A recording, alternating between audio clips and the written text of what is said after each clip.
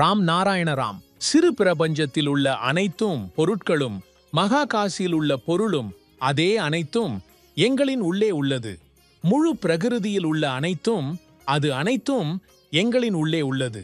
பிரகிருதி மகாகாசின் மூலமாக இருந்தால் பிரகிருதியில் இருந்து நாம் எல்லாம் பிறந்தோம். பிரகிருதியில் உள்ள எந்த ஒரு குணமும் பொருளும் அவை அனைத்தும் ஒவ்வொரு மனிதனின் உள்ளே உள்ளன. அதனால் நாம் அனைவரும் மகாகாசின் ஒரு பகுதிதான். இந்த அல்லாஹ், இறை, கடவுள் அல்லது எவ்வாறு நாம் வேறுபட்ட முறையில் நம்பினாம், அவை அனைத்தும் ஒன்றுதான். அவை அனைத்தும் மகாகாசின் ஆகும். மகாகாஷ் எமக்கு இங்கு அனுப்பிய நோக்கம், அது அனைத்தும் எங்களின் உள்ளே உள்ளது. அதுதான் எங்களின் அறிவு. மகாகாஷ் என்பது ஒரு பெரும் படிப்பு. இதனை பாஸ் செய்யவும் முழு மதிப்பெண்கள் பெற்று வரவும் மிகவும் கடினமானது. இதுவரை இதிலே முழு மதிப்பெண்கள் யாரும் பெறவில்லை. இதுவரை நாம் அனைவரும் கேட்ட கடவுள் அல்லது சமயத்தின் பெயர்களில் அதில் எவரும் மகாகாசின் பரீட்சையை கடந்து வெற்றி பெறவில்லை.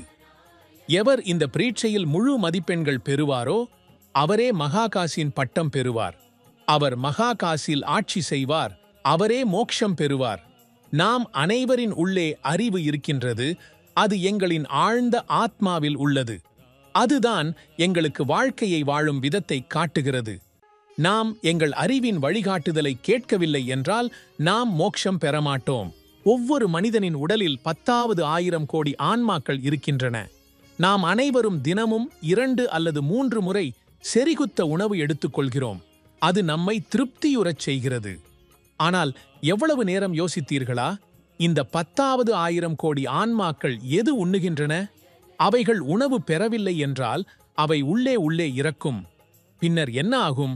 நமது உடலில் உள்ள 10,000 கோடி ஆன்மாக்களின் சக்தி, ஆற்றல் அது எல்லாம் முடிந்துவிடும். அதன் மூலம் நாம் பலவீனமாகி விடுவோம். நமது மனம் செயல்படாது. ஒருவேளை நமது பிறப்பு முழுமையாக தவறாகும்.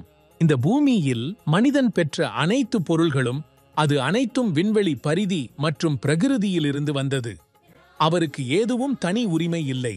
பூமி நம்முடைய தாயாகவும் சூரியன் நம்முடைய தந்தையாகவும் அதுதான் நமக்கு சக்தி மற்றும் ஆற்றலை அளிக்கிறது.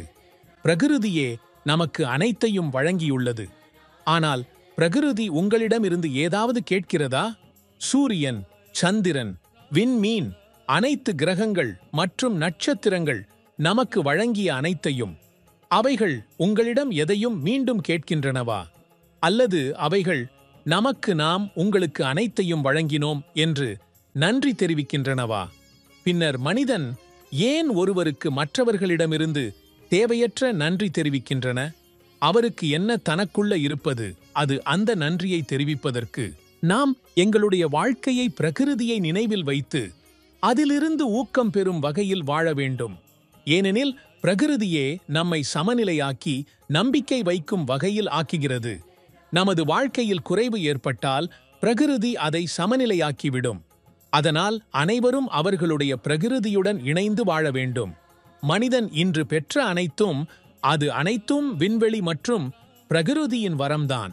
விண்வெளி, பூமி, நீர், காற்று மற்றும் ஆற்றல் என்ற இந்த 5 தத்துவங்களிலிருந்து அனைத்தும் உருவாகின்றது. இது இல்லையென்றால் மனிதன் உயிரோடும் இருக்க முடியாது. நாம் அனைவரும் தினசரி ராம் நாராயண ராம் மந்திரத்தை ஜெபம் செய்ய வேண்டும். அதை எங்களுடைய வாழ்க்கையின் ஒரு பகுதியாக மாற்றிக்கொள்ளுங்கள். நீங்கள் எவ்வாறு மூச்சு அடிக்கிறீர்களோ அதேபோல் ராம் நாராயண ராம் என்ற பெயரை உங்கள் உள்ளத்தில் வைக்கும். ஏனெனில் இது ஒரு வித மந்திரம். இது உங்கள் வாழ்க்கையில் முக்கியமான மாற்றங்களை கொண்டு வருகிறது. இன்று வரை லட்சக்கணக்கானோர் இந்த பெயருடன் இணைந்து தங்களின் வாழ்க்கையை சரி செய்து வாழ்க்கையின் உண்மையான அர்த்தத்தை புரிந்து கொண்டுள்ளனர். அதனால் நீங்கள் எப்போது நேரம் கிடைத்தாலும் ராம் நாராயண ராம் என்ற மந்திரத்தை ஜெபம் செய்யுங்கள்.